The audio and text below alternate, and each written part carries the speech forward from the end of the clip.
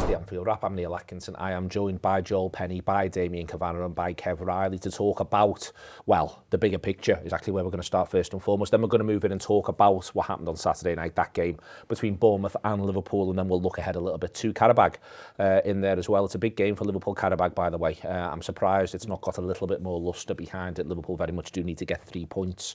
We are, as ever, in association with Peloton, Liverpool Football Club strength and conditioning partner. We've been doing a challenge this month on the Peloton app. When I say we, that's very much the royal we. I have not done the challenge on the Peloton app. It's one of the ways in which I keep my figure, where you can win one of 3 pairs of tickets to Liverpool versus Newcastle on a Saturday night. You have until 10 p.m. tonight, Monday, to enter the competition. That's the other reason why as well. I didn't want to, muddy the waters. What if I won? It'd look terrible. The steps that you need to do this are, you've got to have the Peloton app on your phone, join the Anfield Wrap team on the Peloton app, sign up to the 3 activity challenge, complete your 3 activities. If you've already logged activities on the app, it'll include these for the challenge. If not, it can include outdoor activities, so you may well be able to do that as well. This is the really important bit. So this is a bit of admin that maybe, I should have been more emphatic about in previous weeks. Fill in the short form that is in the feed on the Anfield Wrap group in the app. So far, loads of you that have done the challenge have not done this, but we need that bit filling in so we can contact the winners. John's also put this in the Tour Peloton Telegram group around all of this. So if you've done it, this is the day. Today is the day. Winners will be contacted late on tonight, so please do make sure you've done that. We are delighted to partner with Peloton, and I know for a fact I need to get back on the bike. Last year, I said that I would cycle for an hour of the Anfield Wrap show as and when Liverpool became Football League champions. There's no danger of that this season, the way in which it's going, the direction of travel. Yet, I'll find some other reasons to do it. I'll do it if we come fourth. There you go, that's sorted out. Back on if we come fourth. Because bigger pictures, drawn out yesterday's results, Joel. United get a really good win. No arguing with it. It's now 2 really good wins for them back to back. That might not continue. I don't think who you play seems to matter that much this year. It certainly doesn't to us, but up and down the league, it doesn't matter. But Liverpool are now on a long stretch with just not enough wins. It doesn't matter who you play, it's not enough wins. And there's a fine line between steadying the ship and the ship ceasing to move on flat waters. And at the minute, it feels like Liverpool's ship has just stopped moving. Absolutely. I mean, the impact of yesterday, already takes, immediate toll on where we are. I think what's been most difficult, through this unbeaten run, now not unbeaten, is that we've never managed to move on with any momentum. It's always felt like 1 step forward, 2, even 3 steps back. I think, you think back to the Arsenal game where you think, okay, there's something building here. They look like they're starting to trust each other. You see a nice build-up out to the back. You think we get Ekitike back in the team and then we can go on and do something. And then we don't quite do it against Burnley. Then you see the Marseille game again. I was really excited. I thought this is something we can really sort of build on. Same. I think Ekitike and Verti, looking at them thinking they could be up there, 2 best players in the league. I mean, if nothing else, that can get you somewhere. And then again, we get sort of pulled back from where we are yesterday. And I think now you're starting to see, Chelsea kicking to gear a bit. I mean, I don't think they were that bad as it was anyway, but Mourinho's managed to get something out of them and they're getting a couple of results. United, big result for them yesterday, and as you said, I don't know if that will continue. Amarin came in and won against City in his first game, so you don't know how that will go for the rest of the season. But what Liverpool look like at the moment is that, just 3 wins in a row looks a million miles away at the moment, and I think that could be what propels us into top 4, but we're yet to see it at this point. I think that's, for me, Damian, top 4 or 5's been an appalling race so far. We've been part of it. When I say it's appalling, I'm including us. The last thing we could do is feel like others have got a kick, got a sprint in them, because we don't look like we've got a sprint in us. No, we don't. And that, to me, is the most concerning thing about the situation that we now find ourselves in. I think Joe's articulated it very well there. You see some green shoots, sort of something in there to be going on with, but they can't string it together, can't they? They can't get a run. They don't look convincing. They can look convincing in a game, but they can't look convincing in the next game. And that is the essence of where we are. I mean, appalling. We're below Man United and Chelsea. Nowhere near the best versions of them. Quite frankly, the fans of those clubs would have laughed at us if they'd have said, hey, you could finish above us this season. Or after 23 games now? Yeah. After 23 games, we'll be ahead of yous. That's how far we've fallen. There's a number of things, but I tell you what, I don't usually get here in time to read an agenda, as you can probably tell by the way I ramble on these shows, but Liverpool's got an agenda. Liverpool's got this many issues to be talking about. I think, you know, that in itself. It's difficult, isn't it? Because you want them to look more solid because they were letting goals in. So they then stop letting the goals in, but they don't look like they're going to score them. And then you go to a game at Bournemouth where, you know, I was talking about it before the game, you know, if you're going to pick a game this weekend for this current state of Liverpool's play, you'd have picked, with all due respect to Bournemouth, and I've got a lot of respect for it, I always say it, but you'd pick that kind of game. And we fluffed them lines as well. And as much as you could look at that in isolation and say, well, okay, listen, we're all disappointed. That game could have gone either way. There was a couple of instances where the game could have broken one way or the other, but this isn't that. This is how many league games without a win is it? Oh, 5. 5 is it? Yeah. So then played 23, won 10. So there you go. So it's not a question of that can be taken in isolation. This is the norm, or too close to the norm. So it's extraordinarily frustrating here because they have got it in them to go to Arsenal and be very worthy of a point. They've got it in them to go to Internazionale and Marseille and boss the game in a way that you want. Couldn't have to with them doing it in L4 sometime soon, because that hasn't happened anywhere near long enough. Maybe the injection of a Champions League night and whatever have you, but does anyone fancy us belting them out of town and then winning the next game? You wouldn't be putting that much money on it, would you? So we've got a huge opportunity this week with 2 games at Anfield, under the lights and whatever, but we're in the zone of, we've tried everything else, hopefully the crowd can get the team over the line. And the Champions League places are everything to Liverpool on a number of levels. So I want to come to that first, because I don't like, you know, I want to be careful here. The way this is so often framed is it's framed about the money, because so much of modern football is about the money, but also the money's at the forefront of the people who cover for a living football. You know, they think about the money as part of this because they see what it does to the game. For me, Damian, I think spiritually this club needs to be in the Champions League. Oh yeah. I think it shocked the previous manager. He talked about the opportunity, but I think part of why Liverpool turbocharged in 2017 the way they do, when they qualified for the Champions League, I think it was Rory Smith who asked Jurgen about, will this shift your transfer targets? And he went, no, they're set in stone. We're doing what we're doing anyway. But I think what the Champions League in 2017-18 gives Liverpool is, I think it moves Liverpool from somewhere between the 4th and 5th best team in England to direct competitors for Manchester City. Yeah. It turbocharges the club. Yeah. The absence of Champions League football is always criminal where Liverpool's concerned. Yeah. We need that because we need it. We need to look forward to those games. It's the money's a separate conversation for me. It's about the emotion and the passion and wanting to win the Champions League. Couldn't agree more. And still at this point, it's difficult to say this, and anyone watching me talking here now would say you're mad. But you know, Liverpool would say navigate Wednesday, get themselves together, a couple of players back and whatever have you, we could still be the ball in the draw that no one wants. Yep. It's like, because this could go anywhere, this. You know, there's an Anfield leg in this, then that's the issue. And that's the reason why Liverpool were able to win European Cups when they were nowhere near winning the league. And that's the decisive factor is Anfield. It's sort of a paraphrase. If you go back as long as of watching Liverpool, when we were winning everything, every year, it was like, what possible targets does the club have? And I remember John Smith saying, the only target that we set as a club is for this club to finish high enough to qualify for Europe next season. And then we take whatever comes from there. Well, that would be translated now in the modern parlance to we finish in the Champions League, because there's such a distinction between the competitions in Europe now. And so Liverpool, you know, the bread and butter is the league. But I would say that, again, that's obviously a Shanklyism. I think the bread and butter is the league and being in the Champions League for Liverpool. It's that type of club.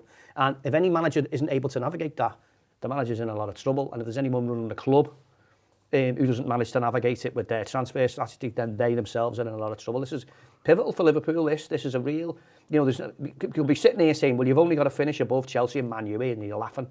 Well, at the start of the season, you'd have said, well, I'll take that, and we can get the cigars out. Have another month off at the end of the season like we did last season. But right now, here and now, there's a lot of work to get us to that. Huge pressure for everyone at the club. The manager was actually asked on Friday at his press conference before the Bournemouth game, you know, is he confident that this group of players being able to do that? And he said emphatically he was confident off the back of the Marseille game, off the back of the fact that they're good footballers. Kev, I'm fine with them being confident. What I'm then not fine with is, and then the next match, you get another one of them. And this is why people are concerned. You know, our next 2 matches in the league are both at home. One's against Newcastle, one's against Manchester City. I'll say again, I don't care who we play. at this point. The way this league season is, I'm not that bothered who's playing who. Next week, Arsenal go to Leeds. 3 o'clock kickoff on a Saturday, and right now if I supported Arsenal I'd be thinking, oh god, we could do without that, and that's a newly promoted side. So at the minute I'd almost like trying to do the next few games you should get this many points. I think it verges on impossible, but what you need though from Liverpool is it's got to be better. They've got to play well 2 games on the bounce, and that is the worst thing about Saturday for me. Is I struggle to think that they really genuinely played well. They were solid and well organised for periods in the game, but then for periods in the game they're 2-0 down. You've got to be able to go bang, bang, bang, lads, because someone else is going to, and then when they do, you're going to be playing catch-up. Well, this is the biggest thing for me about somebody else, because after the game, I was crestfallen at the result, obviously, and the performance. And then you get to yesterday, and all those results go against us. You could make a weak argument that Newcastle losing's not too bad, but they're playing Villa, so, you kind of want to draw there. And you're looking at the table this morning just thinking, God, it's not just a string of performances that we have to be concerned about. It's the other teams that are now coming into form. And the biggest thing I think about Chelsea and Man United is, they've got that belief, and they have the right to be able to say, we can turn a corner.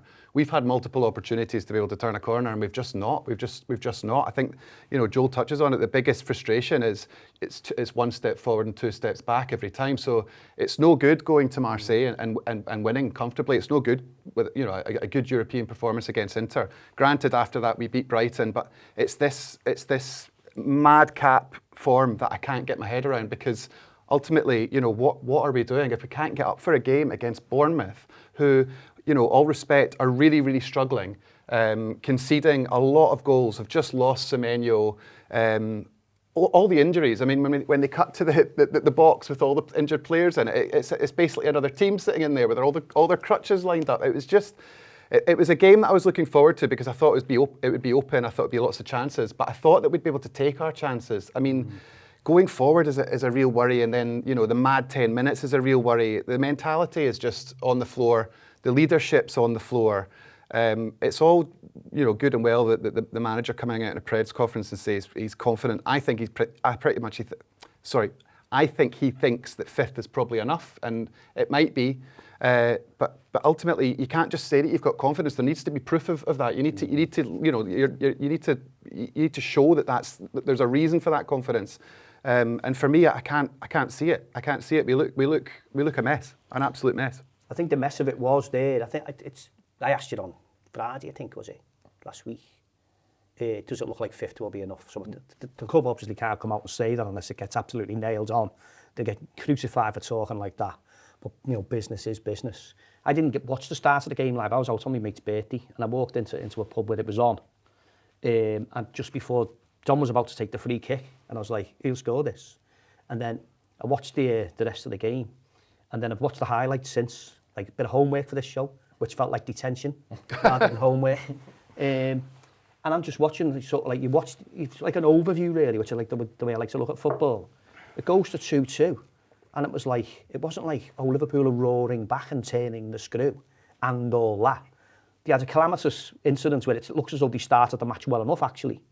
And then the goal goes in for it happens, and then there's an injury and whatever. Virgil makes 2 mistakes that and he's boss Virgil. I'm not going to dig him out. He makes it something you could never predict. But at the end of the game, it wasn't a question of Liverpool on the siege, on the goal, and that's good. Or Liverpool had killed the game and said, right, all right, the minimum we're walking out of here is a point. It was like that, basketball, one way and the other. And I saw their goal coming. Who am I to be anybody? But it was clear, if anyone was going to score, it was going to be them. So we've got ourselves into a situation where it's not even momentum. And I do think we need to kickstart somewhere, because, the more you talk about this, morale saps. And when morale saps, then it starts going out and no one believes. And so, the players have got to come out with something here, and we've got a couple of fixtures, it's 3 on the bounce, if I'm not mistaken, at Anfield now. Yep. And we can make a difference, and I owe it to my club to try and be my little part of making that difference. And the players couldn't have to do with it, because we just got to breathe some confidence into this club. The point about Bournemouth and that last 15 minutes, Joel, all the way through, for me, the smart money was, and I understood them not starting Ekatike. Other people might not, and the way Liverpool start the game, therefore, allows them to be criticised for it. But what was in my head was, lads, these are in the midst of an injury crisis. These have dropped more points from winning positions than any other team in the country. These are finding themselves at the minute, you know, they were going great guns against Brighton before it all falls apart for them later on. They just, you know, they were lucky to hang on to 1-1 by the end. These have got nothing off the bench. We'll finish stronger than these. Yeah, and then you watch as it plays out with Damian, and yet again, you're looking at an opposition side going, these looking better nick than us, with 10 to go, 15 to go, and that is painful to watch. Yet again, you're watching a team going, no, these look likelier than Liverpool. Yeah, I completely agree. I think what was hard for me, it felt like Bournemouth were dictating the game and on their terms and how we should go. So initially they come in and they sit right in. And look, we have opportunities. You know, we get round the sides, we create a couple of openings here or there. I think, you know, the lack of shots is a thing. But then as the game progresses, look, we get back into the game, and to give them some credit, you know, we've not seen much of that this season. They scored 2 set-piece goals, which is unheard of for how it's been. This new set-piece coach must be a miracle worker. But we get back into the game. But as soon as that happens, it's like Bournemouth just switch it, and as you said, it just becomes a basketball match, and that's how they want it. We've seen them in games previous, you know, 3-3s, 4-4s. You know, they want to bring that intensity, and they want to have, and they've said to Liverpool, all right, let's do it then. You know, let's see who wins out. They've said, let's have it, and we've gone, nah. Yeah, and that's what I'm mortified about. If that had been a basketball thing, as Damian says, Viet has a good chance that he creates for himself, and it's a really good save from the goalkeeper. It's mad that they don't give a corner. But if it had gone, all right, let's have it then, and then suddenly you were looking at their keeper's making a great save, our keeper's making a great save, posts are being hit, all hell's breaking loose. I'd almost in a way be, in hindsight, be warmer about it, at least a little bit. I mean, I'd probably still find a way to say, well, it's irresponsible, or it's this, or it's that, but at least you'd go, well, you know what, we all felt it. As Damian says, it's wearing on, and you're just thinking, oh, they look likelier than us at this stage, and that is not what you want, is it? No, I mean, it pays me that they're not backing themselves as well. I mean, look at the talent we've got on the pitch. We're a world-class team with elite players, and as you said, if that basketball, it should be our game all day. We've got Salah, Ekitike and Vert in the squad. I mean, no team should be able to handle it, never mind the Bournemouth team who were ravaged by injuries. I mean, you know, I saw the Arsenal game a few weeks ago against them. It's a completely different game state. They're coming in with a whole different level of confidence, but it goes 3-2 to Arsenal, and Bournemouth don't get a sniff for the entire game. And Arsenal, you know, they don't end up scoring, but they have majority of the chances, and it's just the polar opposite when it comes to Liverpool. We've got no control in the match at all. There's a lot going on, Damian, and I think I want to touch on the lot that's going on before we get back into the game. So there's an old Houllier quote that I think has been much used, not least back when Gerrard was being hugely successful. He said, in sports, you cannot program success or plan it. You can just prepare for success, and that's what we are doing. And I think Liverpool have been trying to prepare for success. They've been trying to plan to be successful.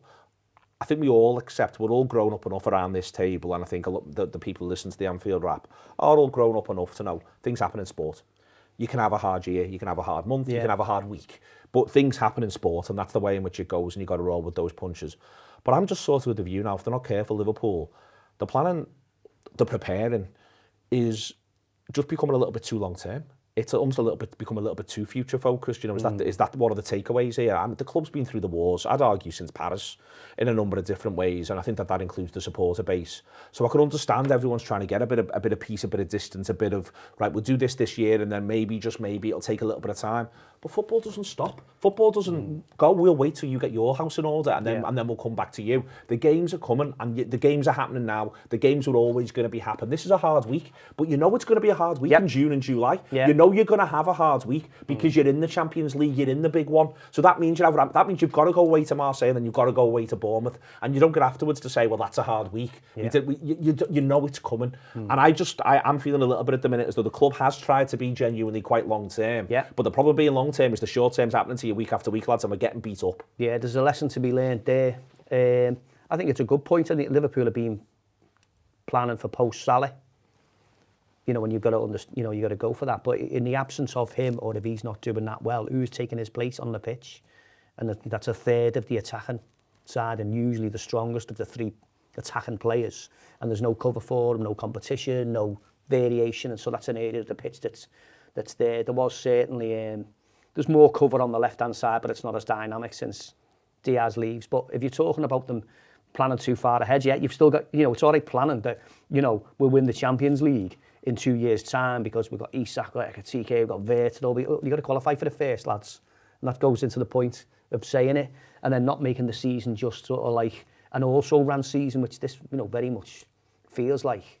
You know, I remember speaking in here a long time ago, and you know that they're too light at centre-back, and in Virgil's defence, who was an absolute worldie of a player, and I've enjoyed watching his leadership and his abilities, and certainly I would, as good as any centre-back that I've ever seen at our club, you know, alongside all of the other ones, we've been privileged, but he's running on empty. And he's running on empty, and his mate next to him, who's had too much stick this season, and he hasn't been great, by the way, but, you know, he's just, you know, he's running on empty as well. And then your cover is some lad with a load of potential, a future year boss player, gets himself injured, and then Gomez, who's a cracking fella, and you really enjoy watching him play, but it's never for long enough. And there's a glaring hole there. There's the first thing.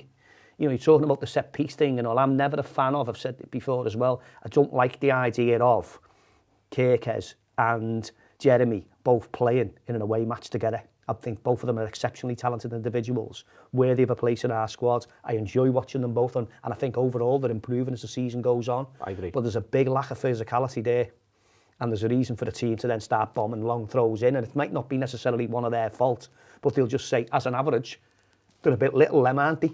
We can bully these, can't we? And it's, you know, it's that type of game, football, isn't it? You know, so I don't think that was really looked at, and we just need an extra option in midfield, and it needs refreshing. And this isn't all after the fact. This is a fact of, yeah, you know, you've got some cracking players there. I think Jeremy and Kirk as, you know, the future great fullbacks for Liverpool. Vert is a joy to watch if they get him to click into gear properly. I'm sure Isak will come back and be the striker that we all know. We all, you know, what a bonus it is to watch Hugo play football. The big smile on his face, so entertaining. So when he gets the ball, something happens. But yeah, we got to play here and now. And it feels as though we've fell between two stools here, doesn't it, this season? You know, and that really then is on the people who run the club, and I don't mean the head coach. The head coach is going to cop for all this. That goes with the gig, I understand that. That's fair enough. It's the price of admission, isn't it? Yeah, it is, yeah. You get paid good money, and certainly at a club like Liverpool where everyone looks to the manager, and he's our first head coach. But it is on him, and so what he's done is he's navigated using Jürgen's team, and he's won the league, and it's all right people saying it's Jürgen's team. Well, Jürgen didn't win it the year before with Jürgen's team. It didn't look like it. So there's the first thing in his defence. So I like Arne, and he deserves that level of respect. And we were all marvelling about the level of control that Liverpool had, and he was reining them in, and that's why they can be fit and this and that and the other. But it's gone from, and I liked what you said before about, you know, it's sort of like the momentum's gone. And so it's all right to say, well, look, you know, these games are getting too contested. We've got to sort of rein it back in. We've got to have that control. Now it looks as though the control's hampering us. So what's the option there? Where do you go here now? Because you've got somebody who, if he gambles it one way, we get beat with a late goal. And if he gambles it the other way, we're exposed to getting beat by a late goal. There's a lot of work to do here. You know, I'm certainly not someone who criticises the club a lot. You know, I'm very grateful for where Liverpool have been under FSG's watch. I think we've got to remember that. But yeah, this is a struggle. I need someone who's getting paid a lot of money to come up with a solution in front of me, please. All this is, you know, I'll say again, club's been through the war since Paris. There is clearly what went on in the summer. And in the summer, there's a lot of people who said, listen, if this season goes the way in which it goes, I'll be sanguine about it, I'll understand. I think it's easy to say that sort of thing in July, and then you live and go into football matches in November. But what I think is also tricky within that is I think everyone had a general sense of somewhere along the line, this might just not go quite as well as we'd like. Where I am at the minute for Liverpool, Kev, is I feel as though I can't quite work out my analogy here, so everyone's going to have to bear with me. That includes you as well if you're listening and watching. So I think it's almost a little bit like, if I don't understand it well enough, but this is a little bit like doing some spread betting in the summer, taking a few within that informed gambles that might have really big long-term upsides, and Liverpool are just consistently getting the worst case scenario out of that bit of spread betting that they've done. And that's what's happening to them over and over and over again. That the worst thing that can happen on the spreads just keeps happening to them. And sometimes that's with an injury, and sometimes that's with the way a game plays out, and sometimes that's with a long throw late on, or sometimes that's with a late putt. It just keeps going that way. But the point is, what we can assess here is those outcomes, but in the context of the huge wider problem that they had and the tragedy of it all, but also that still decisions were made, choices were made to create the gamble in the first place. And this is where I am frustrated, because I really do feel as though That's the cost now. You're paying the cost now of the gamble, and I think it's now spiralling because it hasn't been good enough. It gets worse because you're vulnerable to set pieces. Other sides have got to spring in the step because you started conceding late goals. 10 to go, Bournemouth are looking at each other going, we're not great at the end of games, but neither are these. Yeah. All of this is football. It's life. Footballers aren't thick. They can all talk to each other and say, I fancy these here. These have got a hole. And this is what can happen. This is how a season gets out of hand, and this is what Liverpool's big concern is in the big picture. Yeah, and everyone has to cop for that. The manager and the suits as well have to cop for that. And the players. And the players, of course. That goes without saying. The thing with the risk-reward thing is you can't be risk at reward, and if you don't get your reward, then that's it. It's finished. So, for example, I'm sick of talking about him, but Mark Gay not happening. The fallback on that can't be, right, breaks on that, we need to wait till next summer. It just can't. Why was there not a contingency put in place? Why, when the window shut, were they not, right, we'll get you, we'll still do a deal. We'll do a deal now for January. We'll get that boxed literally in August for January, if you know what I mean. Why was that not done? It was, nope, that's gone. When you put a risk in, you need something in place in case that risk goes wrong, right? You can't just caution to the wind, oh, well, that's it, we're screwed. I think we're a soft touch, and I think that the confidence has ebbed away. And as things, if you look at your timeline there from what's happened in the summer to now, everything that does go wrong, everything that can go wrong does go wrong, and you can just see them. You can see the life coming out of them. I mean, just in that match, I rewatched it, and some of the attitudes, just a little bits and bats, like McAllister when he's subbed off, his head goes down and he's gutted. And due to the game state, I'd expect a little bit more positivity, but I also understand that the players angry coming off. There's a long throw-in that happens because Van Dijk goes in for a challenge, and the ball goes out off Van Dijk, and it's weird. These aren't big things. It's weird, and Van Dijk's just a bit like, of course. And then there's the Gravenberch just before the throw-in comes the other side, kicks the ball away in petulance when we're 2-2, like. Yeah. It's little things like that, and then there's obviously the whole thing that we'll come on to about the sub. But here I'm talking about the mentality of the team. It needs to be stronger, and I worry that the figurehead, the manager, and also the captain just aren't bringing that to the table. But I don't know how they bring that to the table because, like you say, it's literally one thing after the other going wrong and wrong and wrong. Football's cyclical. And something needs to change. And, most people, on everyone's lips is the manager, fair enough. But, I think the suits also there has to be something that changes. Whether that's a new transfer that comes in. Let's talk about the opening goal in this context. We'll get onto the pitch in a minute. I want to do a little bit more on the big picture. I want to talk about the manager as well. That's coming, just to brace you. That's coming. That's coming. But things like Van Dijk defends the situation badly with Scott. Yeah. The ball comes over the top. Liverpool's land's maybe not where it needs to be. He defends it badly.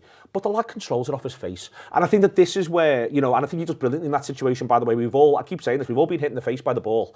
That lad keeps his nerve, does really, really well. But the only reason why he gets the opportunity to do what he does is because it bounces off. It slides off Van Dijk's foot. He can't anticipate a thing. It hits him in the face. It doesn't go out, and he's able to put it back across. And this is where, this is what your point about one thing after the other. And again, this is not me making an excuse. It's just there must be a bit of Virgil where he's like, it couldn't have just gone out for a corner. But it couldn't have just gone out for a corner, could it? And then we'd have to defend the corner. It couldn't have just been, it's bad defending for me and it's gone out for a corner. No, it hits the lad in the face and he squares it back. And then not only that, in the ensuing mess, the other centre-half gets injured. Yeah, and you can understand, and this isn't me making an excuse because you're meant to sort of go, all right, well, we power through this and all of this sort of stuff. But there is a thing where, at the minute, I'm just throwing my hands up when you actually break that, because I watched it back as well. And when you break all that down, you're like, they couldn't have just scored. We had to have the centre-half injured as well. Yeah. It is like one thing after the other at the minute for them. And as I say, but I think that spirals from earlier decisions, from things that we could control, from stuff that happens off the pitch. That spirals from choices made by the manager or choices made in the transfer market. This is what I mean when I say seasons get out of hand if you're not careful. I've seen it often enough. Yeah, it's fair. You see it at the start of games. When you get the shot of the lineup away games, you're watching the lineup come out and they look terrifying. They look like warriors ready to come. But throughout the game, you can just see it go, just throughout the course of a game. But like you say, you cannot be like that. You can't feel sorry for yourself if you're an elite sports person. You just can't. That's not how it works. That's not how you get yourself back. And I think for me, the biggest issue is that was not us for a very, very long time. That was not Liverpool. If something goes against you, you go and you get the ball out the back of the net and you score because you've got the quality to do so. You've got the players to do so. We need a long, hard look at ourselves so that we can make sure that the mentality is better, because at the moment it's just in the dirt. Let's get to the manager, Joel. The the part of this which makes this difficult is I'd argue that his big players aren't producing when needed. It's possibly fair to say that on and off of all of last season's key men, some are more on than off. For that description, I think, this is arguably McAllister's worst season since he got established in the Brighton side. Forget anything else, that's a number of seasons. I think that there's a couple others in there who found it tough. But for all of last season's key men, bar possibly Dom Szoboszlai, there's on and off, there's bits and pieces of wobble. But then that then makes you turn around again and go, well, who's ultimately responsible for them when they're on the pitch? If we're saying that these are all really good players, who's responsible for them? And as the transfer window goes closer and closer to closing, there's a realistic situation where the only thing that you can change is one thing, and that's the manager. And that might not be good for him. That might not feel fair. There'll be people listening to this who love the man, who love what he did for us last season, but that's football. This is what everyone's in, and I'm sure he's waking up this morning feeling under massive pressure. I'm sure he's waking up this morning, wishing things could be different. But this is now the reality of the situation he finds himself in, because Liverpool have played 23 games and they've only won 10 in the league. Yeah, and look, I think it's fair to say there are various mitigations, as you said. The squad itself, I think it one real sad thing, I think, obviously it looks like Robertson might stay now, but I think you had the Robertson thing, and then you look at the Van Dijk performance, you look how Salah's dwindling. It's sad seeing these legends of the club, slowly going into that cycle where they may need to sort of transition out. But Slot knew that. Slot backed Salah and Van Dijk with the new contract. Well, he was a part of that sort of process.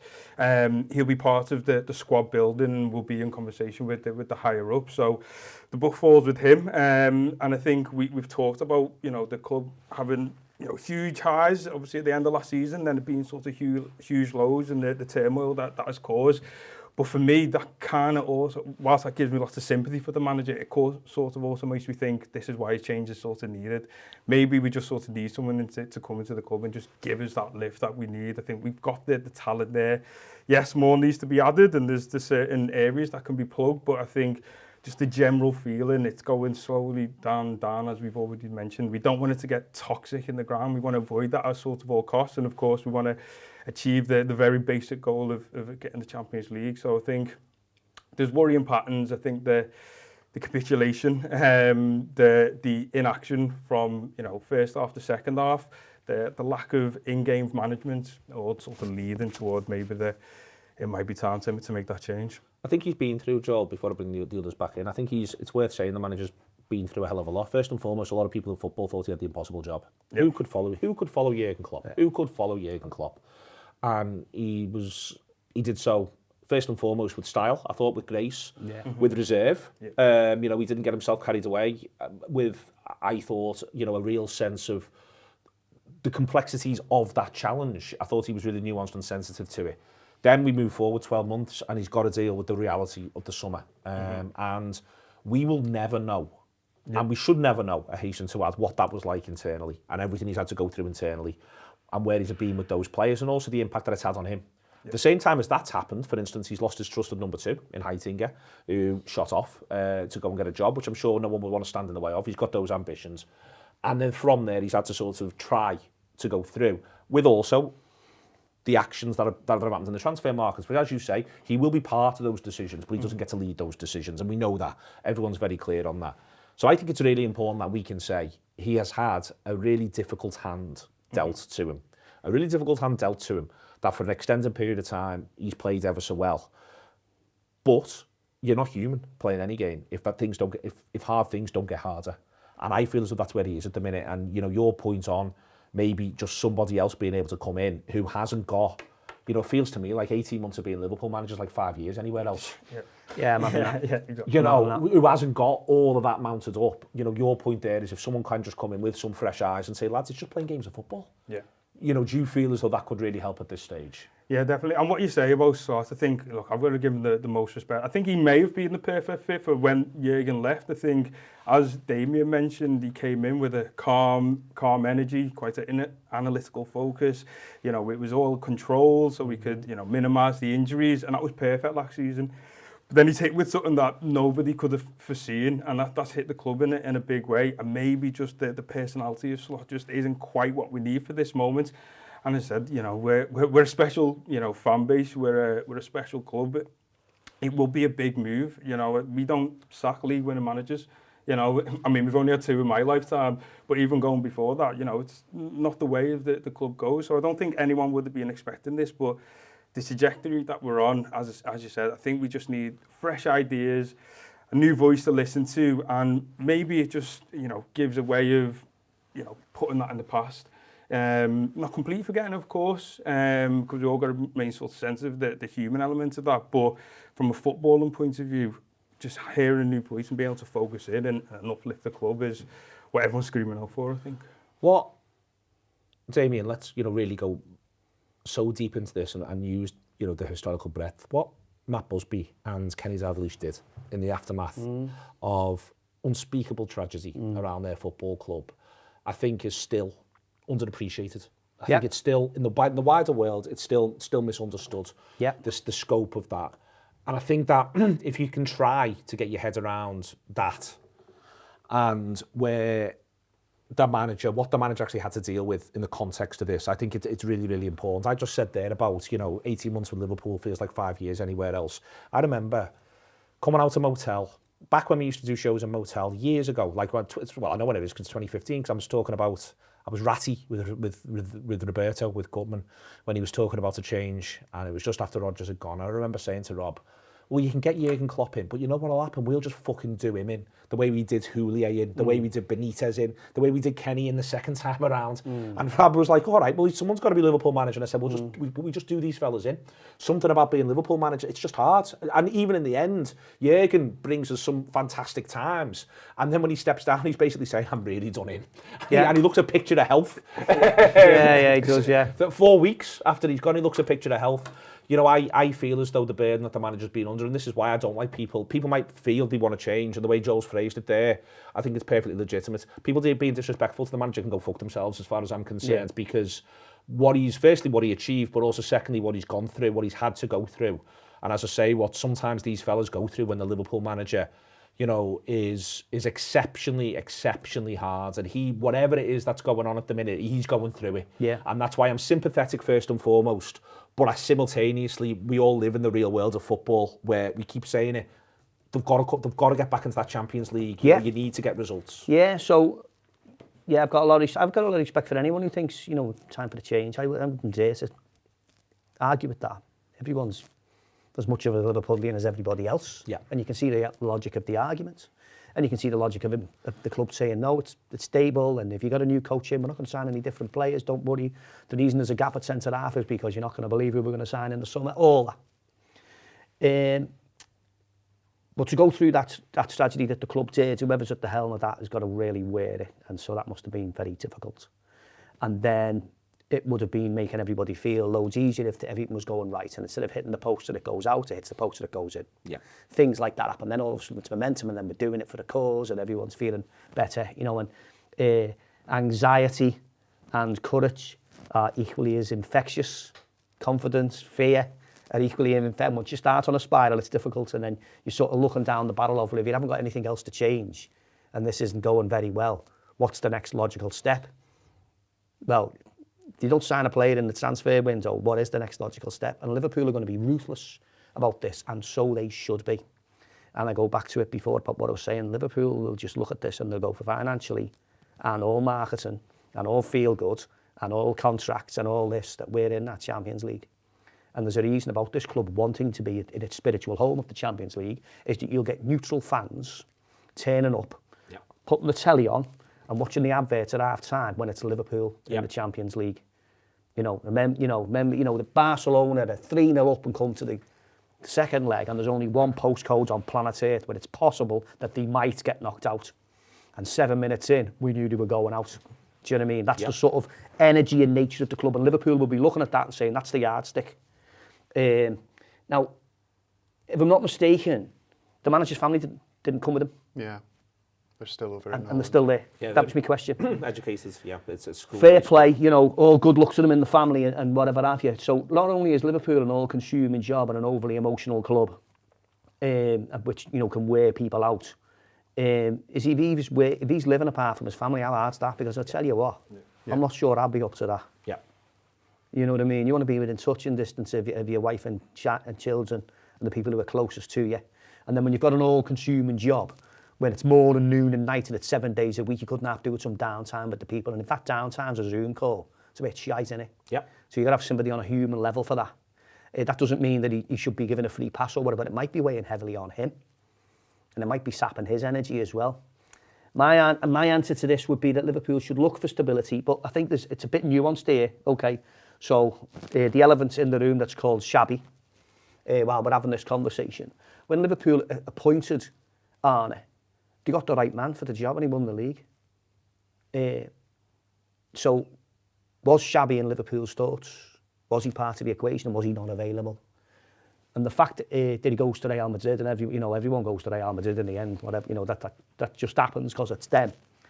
If he's available, and I don't think Liverpool should make a change, for example, and say, well, we'll bring Steven Gerrard in, or something like that, who was one of the most greatest players I've ever had the privilege to watch.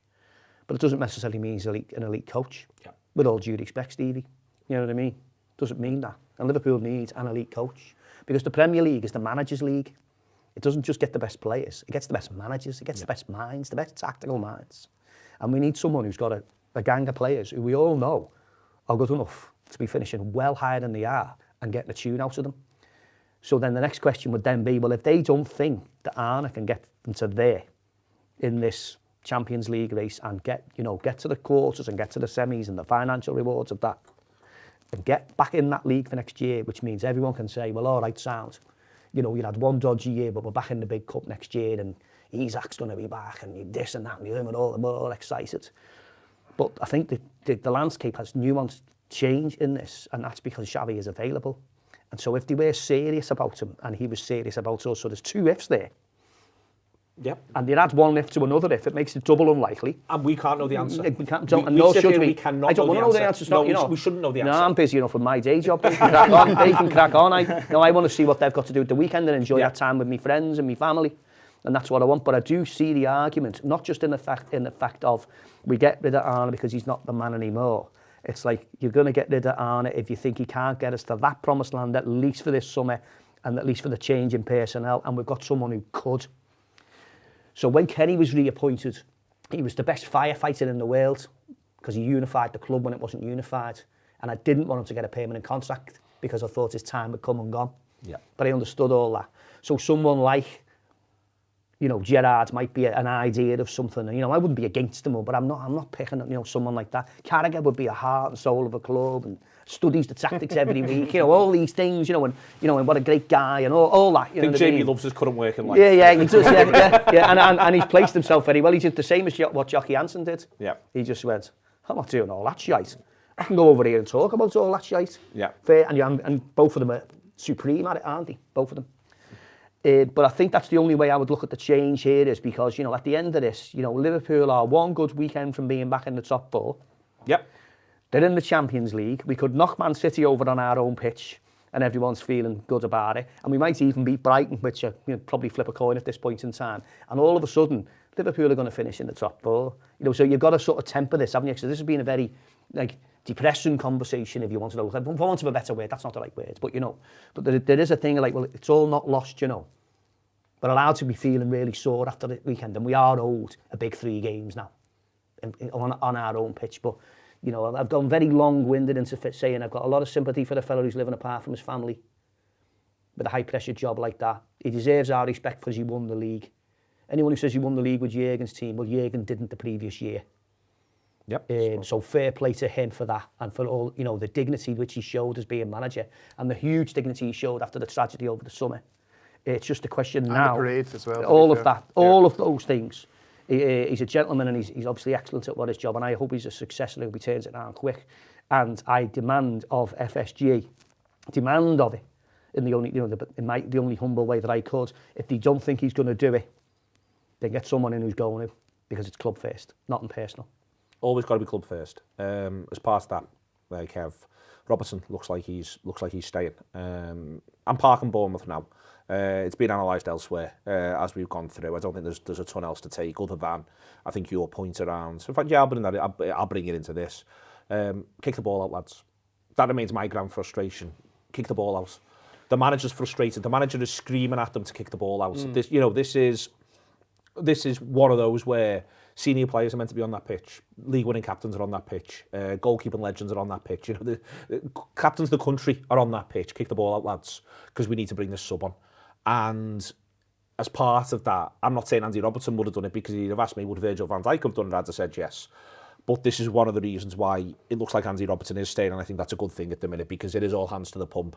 And I think the more grown-ups that can be on the pitch for the scrap that is to come, not expecting to be on the pitch every week, think he'll be 60-40 at best, 40 against. But Robertson looking like he's staying, because, my God, do they need to get some brains when the pressure's on currently.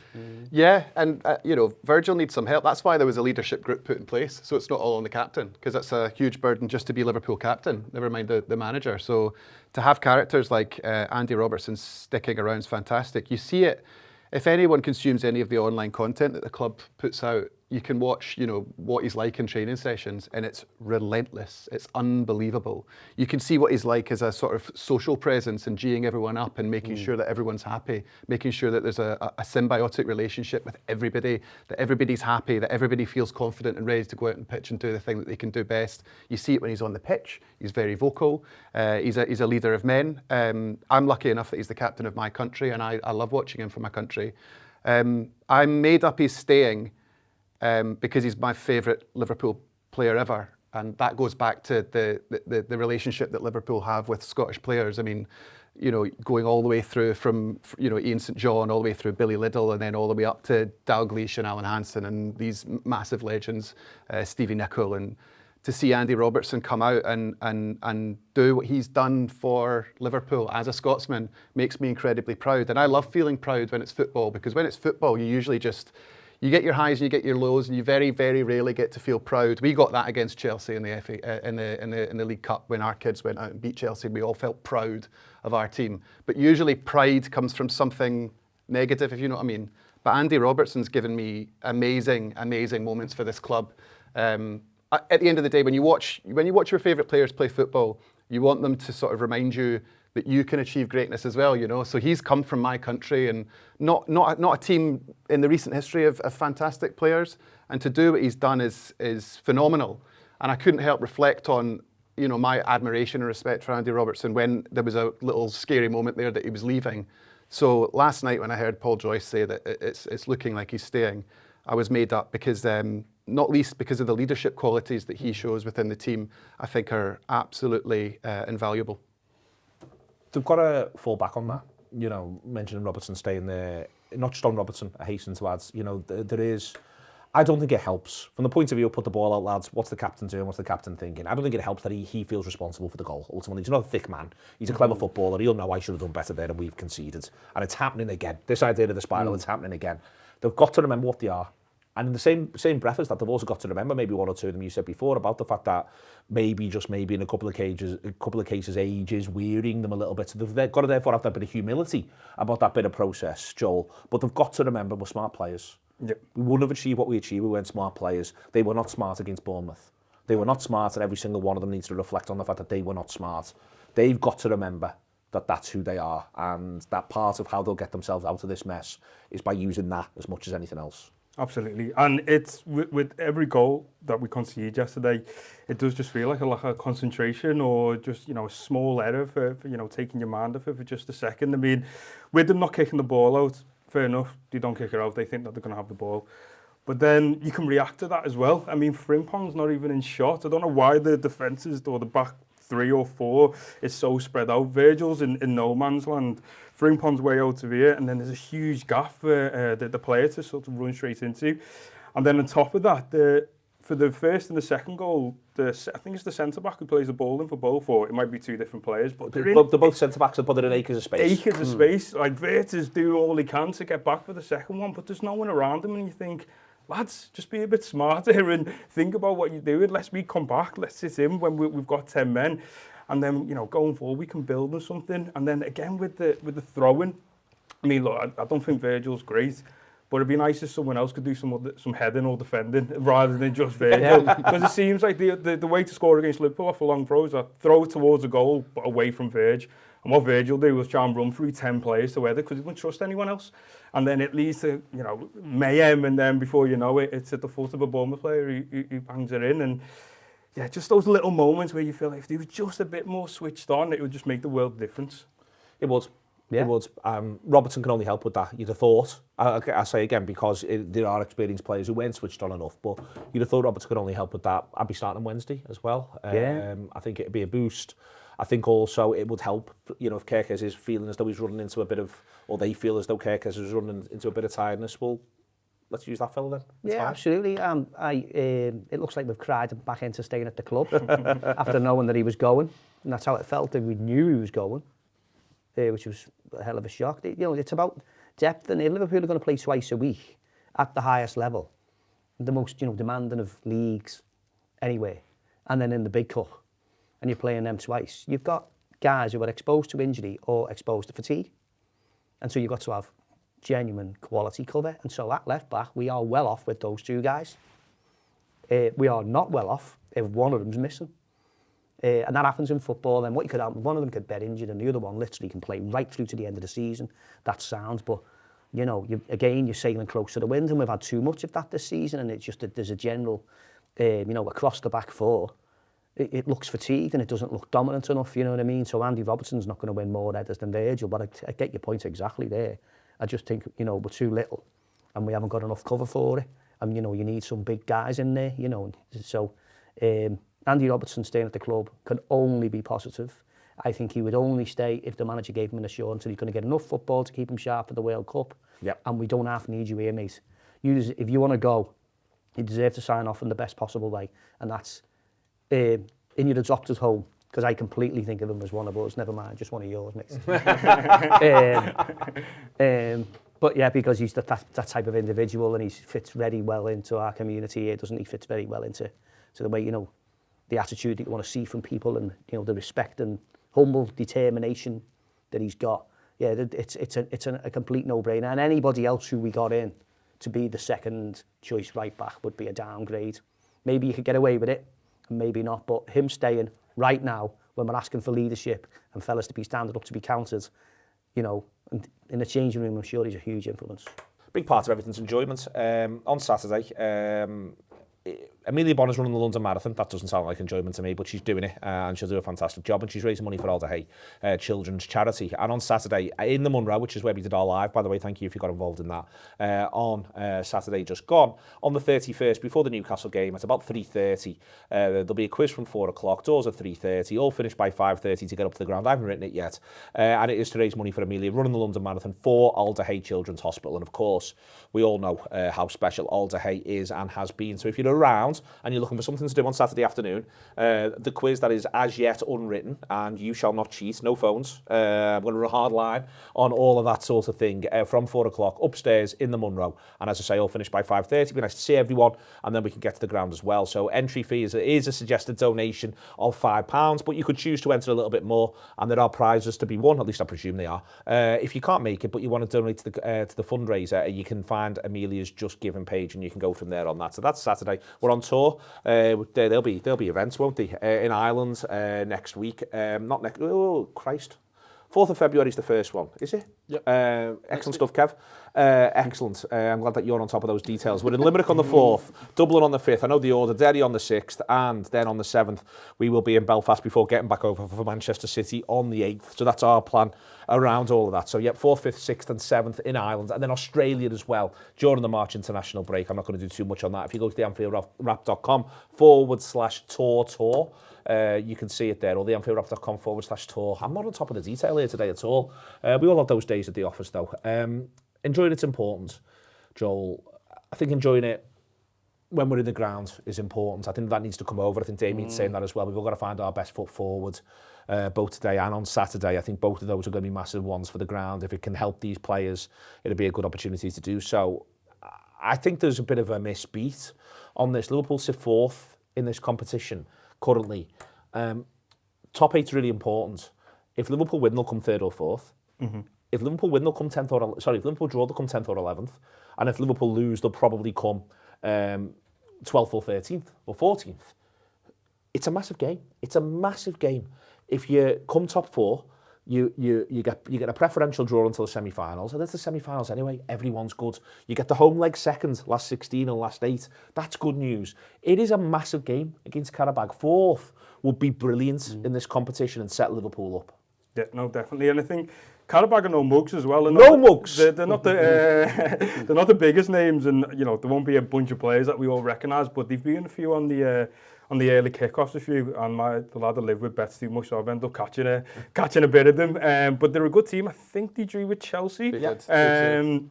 So they've had a few good results. They're 17th in this table. Yeah, they play good football. So it won't be, we're not going to, I hope people aren't expecting that we'll walk in there and roll them over. I think everyone needs to get behind the team more than ever. Whatever your feelings are on the manager, he is the current manager of Liverpool Football Club. And if you go into Anfield, we've got to get behind him and make an atmosphere. And as you said, there's a lot of mitigations about where we finish in this league. I mean, we finished top and ended up getting PSG last season. We want to avoid a round like that as best as we can, and the only way we can, assure that to some degree is finishing as high up as possible. Yeah, I mean, people they don't want to play off. I think it's hard in football. Damian, the whole of your life, of our lives growing up watching the game, you play, and certainly in cup competitions, part of the point of winning is so you play another game. Yeah. It's psychologically a little bit difficult to say, well, one of the big advantages here is that you don't have to play another couple of games. Yeah. But that is one of the big advantages. But it isn't just about that. It is about, your pathway just becomes clearer and cleaner if you can get this victory on Wednesday. And also, in a league of 36 teams, yes, not everyone plays everyone once, let alone twice. But in a league of 36 teams, coming fourth in it, these are theoretically the best teams in Europe. Coming fourth in it, again, it's something else that maybe, just maybe, at some point we can fucking build on here. Yeah. And that's the opportunity. That's what's in play on Wednesday night, is to do that, confirm that, and then be able to at least, in a way, have our feet up, see how everyone else gets on for a couple of weeks, and then get ready to win what would be Liverpool's 7th European Cup. We're the most successful side in English football history, and we've only won 6 of the things. Giving yourself the best chance to win 7 would be fantastic. Oh, completely, yeah. So about the extra games, does anyone fancy us in 2 matches that we don't have to play? And then, against the poorer side. Exactly. As ironic as that is. I was saying, people, I was laughing with Craig on start of the week this morning. I can see Liverpool beating practically anyone in this competition, home and away. But dropping in, I can just see away at Monaco on mid-February, 20 minutes in, Monaco 2, Liverpool 0. This is the oddness of where this team currently finds itself. Whereas I can see it going to Inter Milan and doing what it did last time and doing it again. Yeah. And then there's that side of it. As fans, do we need the extra expense of another game? That's something. Quite frankly, that does come into it. But I think also, there's the recovery of players and the schedule. And I'm talking about some players we've got running on empty, and they couldn't have to with not having those extra commitments. So there's the thing about and having the training ground. Oh, completely all that. You know what I mean? All right, lads, I've got some. We're going to do something this training session we haven't done all season. We're going to show you how to defend a long throw. Do you know what I mean? That'd be nice, wouldn't it? We're going to do corner practice. Long throws, eh? Do you know what I mean? And Virgil's taking the corner, lads. So it's got to be someone else what heads it. So there's all that to factor in. But yeah, Liverpool could do without. I'm sure everybody would just say, well, in a season that is relentless physically and indeed mentally, we could do with a couple of high-profile, must-win games off the schedule. Then there's the opportunity to be able to say, listen, lads, we've had a dog of a season. Everything's gone wrong. Everything we've touched has turned to shite. Every time we've tried something, it's gone this way and gone that. So do you know what? Just bank Wednesday. Let's go and enjoy ourselves. Let's go and enjoy Anfield, and let's get that crowd going. Let's get out there. Let's get it. And then I didn't realise about the way the fixtures were, that he finished in the top 4, that you would get, as even as a break as you could ever wish for. Yeah. You could still go against you. You could still be unlucky. Yeah. It happened to us last season. Yeah, indeed, yeah. But if you got all that, that's like, okay. And then let's forget about the big cup. And then let's just get on about, getting ourselves back in that league position. Yeah, here's a chance, no one's enjoying it at the moment. Here's a chance here's where we start. And so that, the first place that we need to start is a nice win against Carabag. Full respect to them for rocking up at Anfield. Now let's fucking walk all over them. Let's get out there and give it your best. You're on the front foot. We're at home. This is Anfield. They'll be delighted to play there. Let's have all those good things that we can. Let's be the best of ourselves in the evening. And again, something before about confidence or anxiety being equally infectious. Well, it's got to start somewhere, hasn't it? And one of the things have been, in a very underwhelming, unbeaten run, you were sort of looking at, say, well, you might look back at this and then go, we went unbeaten 20 games and had to start somewhere. well, you know, that one's came and that one's gone, so they've just got to start, hasn't it? It has, hasn't it? So at least that you know, so there was an unbeaten run that didn't feel like one. That didn't make anyone feel particularly positive. So let's have an unbeaten run that includes a number of wins. You know, and Liverpool's place is at Anfield, and Liverpool have got 3 games. Now, I think also here, what would affect amazing. So Newcastle will be playing Paris Saint-Germain. Well, that's music to my ears. Away. They're going to get legged all over the place on that pitch. And they need a result. Well, they don't need but they want a result because and Paris Saint-Germain will as well. Paris Saint-Germain need to make sure they're finishing top 8. Yeah, so all that is keeping everybody honest. Yep. So view this game in isolation. Get over the line. Get the score on the doors. Look at the table. Look at the way it is and say, we haven't got some mad, dodgy extra game there. You don't have to go, you know, another flight to another place where you don't really want to go, and not one of the big hitters where there's a load of jeopardy in it, where you won't get any credit for winning, but you'll get loads of fucking shite for losing. Let's not have that. You could even say to the players, frame by the players, well, I'll give you a day off. Yep. Do you know what I mean? Go and spend some time with your family.